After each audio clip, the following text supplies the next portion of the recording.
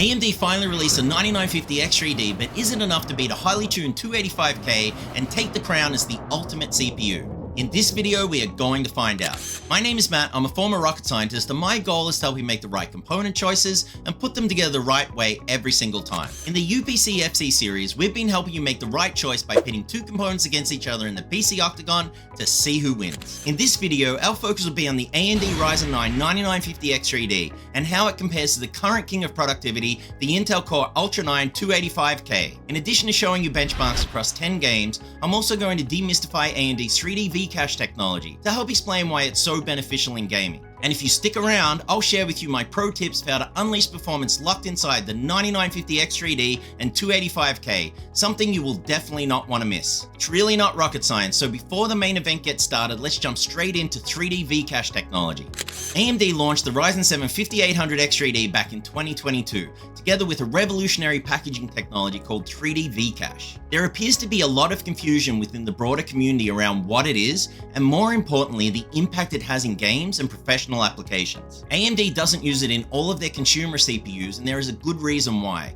So let's demystify this technology to help you decide whether it's right for you. 3D V-Cache is a packaging technology that stacks additional layers of cache on top of a CPU. Cache is a type of super fast memory that's built into the processor. The CPU stores information it needs to access frequently in the cache because it can access it much faster than system memory or RAM. The idea is that in giving the CPUs additional L3 cache, they'll have to utilize the system memory a lot less, particularly in tasks where there are a number of elements that need to be frequently fetched by the CPU, such as in gaming. Instead of placing the cache next to the processor, as has been traditionally done, AMD is stacking the cache on top to minimize the size of the chip. It's a different way to lay out a processor, and thanks to advancements in how CPU makers put components on a chip, AMD is able to squeeze on more cache without making the CPU larger, thereby reducing manufacturing costs. Every CPU has 3 levels of cache, with L1 cache being the smallest and fastest, L2 cache a little bigger and slower, and L3 cache the slowest and largest of them all.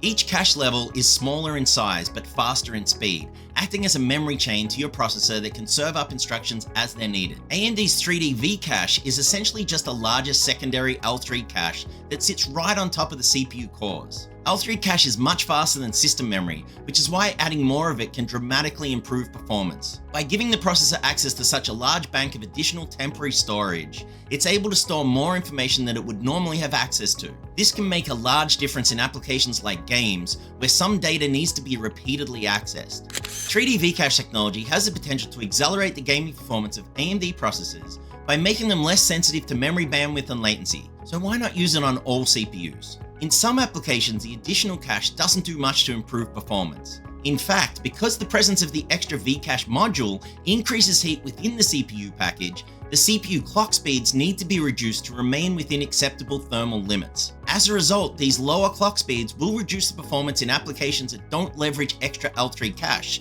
such as in Cinebench. That's why AMD doesn't just blanket all of its CPUs with 3D V-Cache. 2nd Gen 3D V-Cache was recently introduced with the launch of the 9800 X3D to address thermal concerns by placing the extra L3 cache underneath the CPU cores. With the extra memory sitting below the processor cores, these cores now have direct access to the cooler. As a result, this redesigned layout minimizes thermal resistance, allowing for better heat dissipation and better clock speeds compared to the 1st generation designs. This allowed AMD to significantly increase the clock speeds of the 9800 X3D relative to the 5800 and 7800 X3D chips, and allowed them to fully unlock the 9000 X3D chips, providing users with the ability to increase clock frequencies even further.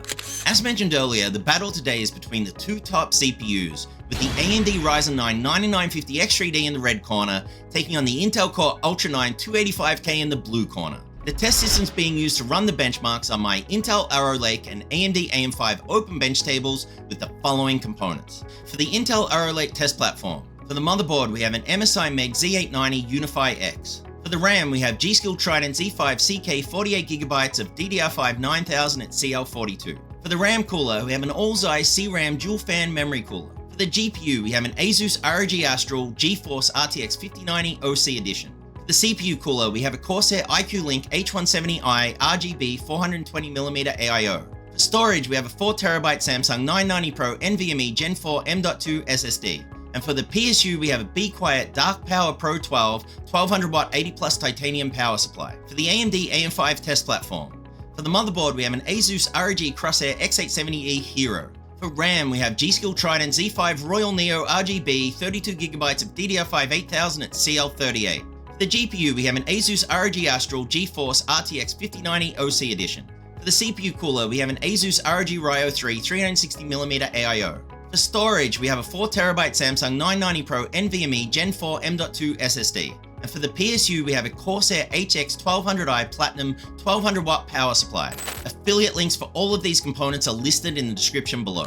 All testing was performed with the Astral RTX 5090 at default clocks. I used Thermal Grizzly graphene cryo sheets, and I applied a number of performance-enhancing tweaks to each CPU, which will be covered in detail later in the video. For the 9950X3D, I used a kit of DDR5 8000 CL38 Expo RAM with the CAS latency lowered to CL36. For the 285K, I used a kit of DDR5 9000 CL42 XMP CUDA RAM with the CAS latency lowered to CL40. To show just how much of an impact higher speed RAM has on the 285K, I decided to test a kit of DDR5 9000 against a kit of DDR5 7200 in 5 popular titles: Total War Warhammer III, Cyberpunk 2077, MS Flight Simulator 2024, Call of Duty Black Ops 6, and Black Myth Wukong. As you can see from the results, there was a huge 44% increase in the 1% lows for Total War Warhammer 3, a 6% increase in 1% lows for Cyberpunk 2077, and a 9% increase in the 1% lows for Microsoft Flight Simulator 2024,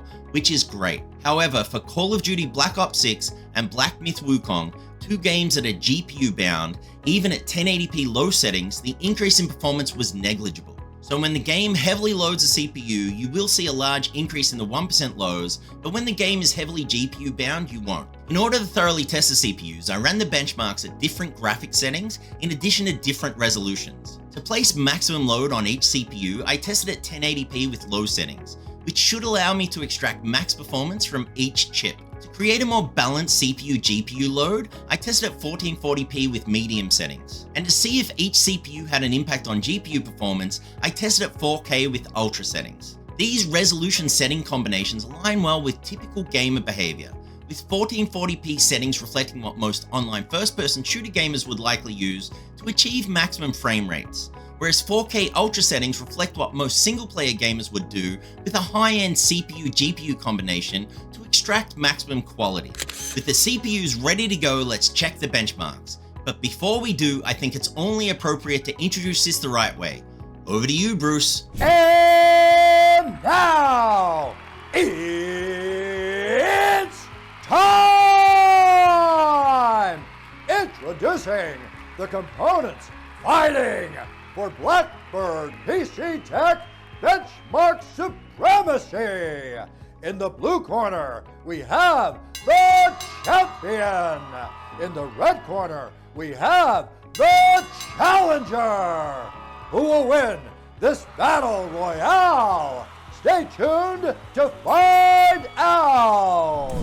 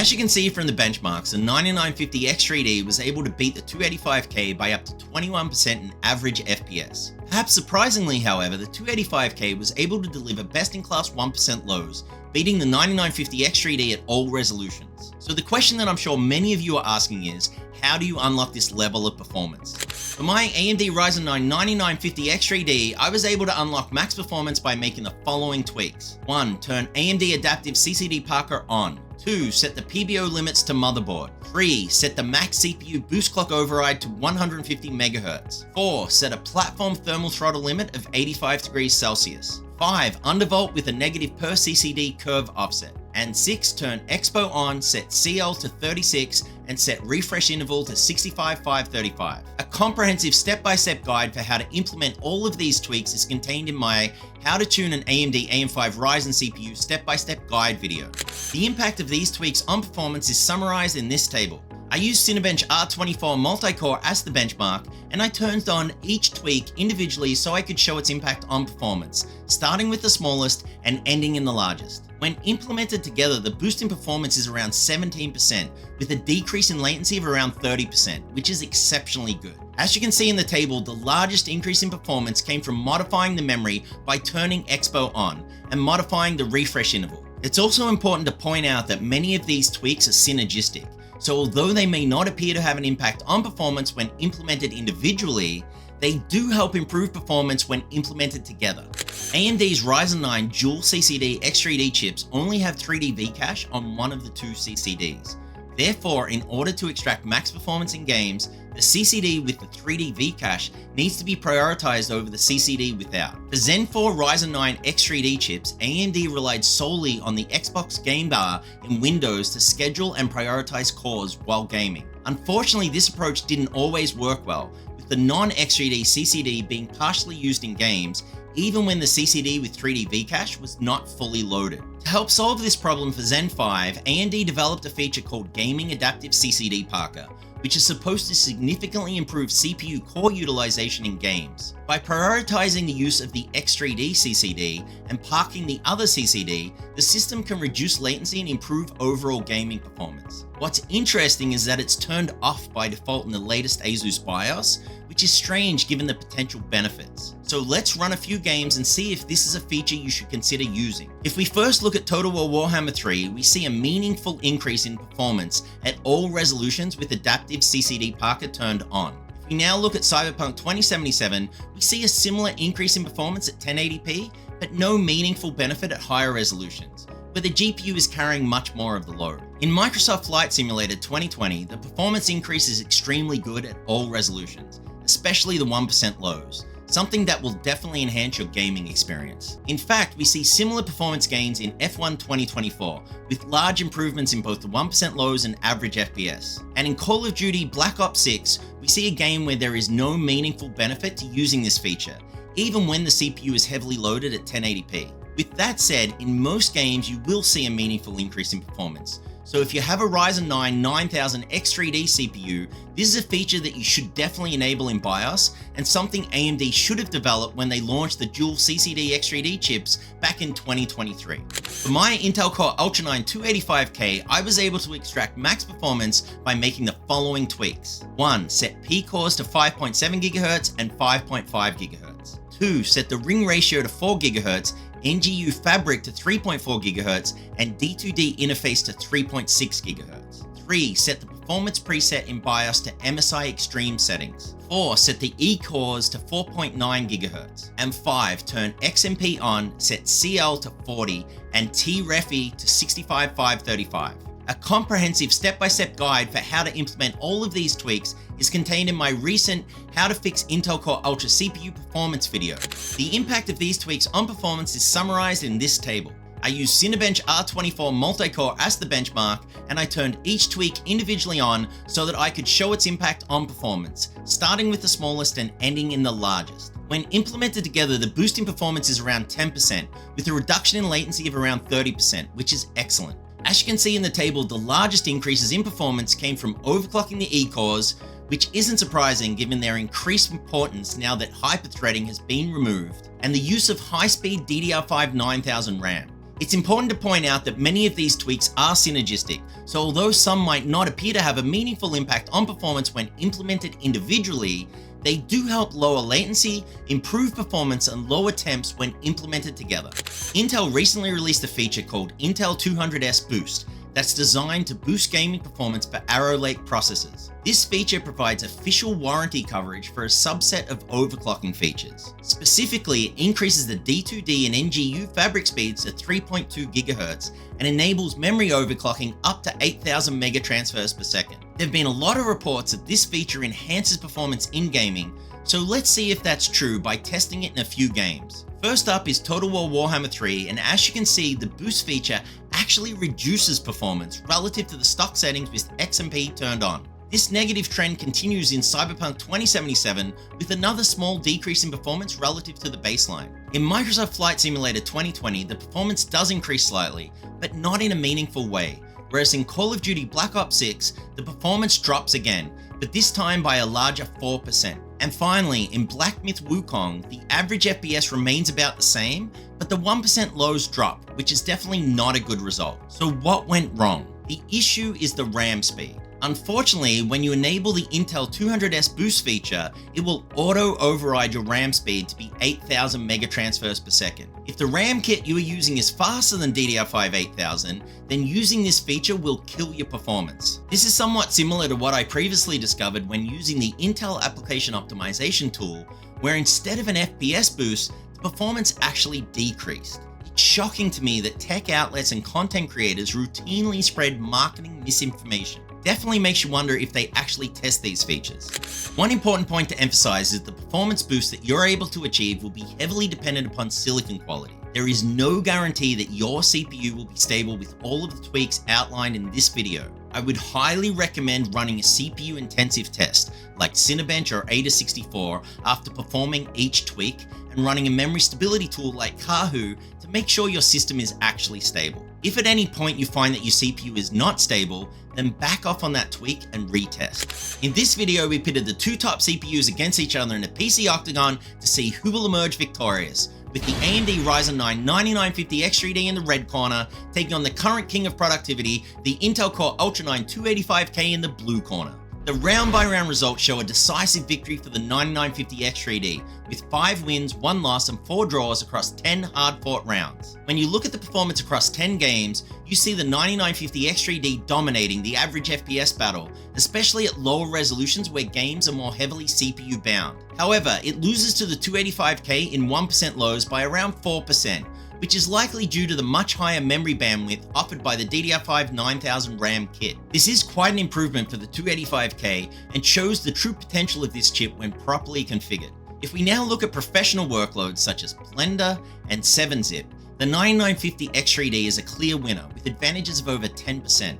In fact, this advantage extends to AI-related workloads as well, an area that is rapidly growing in popularity.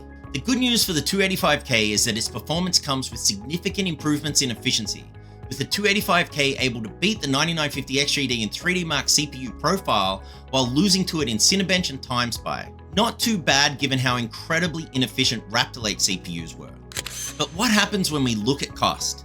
The 285K is currently selling for $589, which is approximately $160 less than the 9950 X3D. However, if you add in the cost of the motherboard and RAM, then the 9950 X3D platform ends up being only around $25 or 2% more expensive than the 285K platform used in this video, due primarily to the expensive DDR5 9000 RAM kit. If you now convert these platform costs into gaming value or FPS per dollar at 1080p, then the 9950 X3D platform offers around 20% better value in gaming based on the average FPS, whereas the 285K offers around 3% better value based on the 1% lows. This is a somewhat surprising result when you consider just how poorly the 285K performed at launch. With that said, these results do offer up some interesting choices. On the one hand, if you're building a new PC and you want the very best, then based on these results, I would recommend buying a 9950 X3D. It's a truly amazing all-around CPU that offers outstanding performance in both gaming and professional workloads. However, if you're an Intel fan or you use applications that favor Intel,